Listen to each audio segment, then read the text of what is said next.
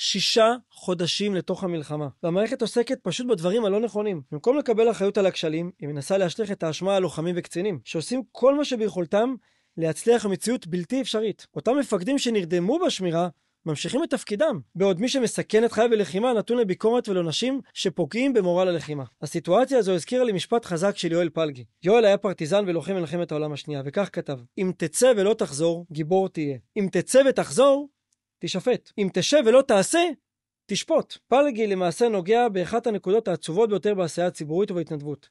אלו שקופצים לקלחת האש, סופגים לעתים מחיר אישי, נפשי וגופני כבד מאוד. אין באמת פורום כזה. פורום 22 זה מושג שהמצאתי.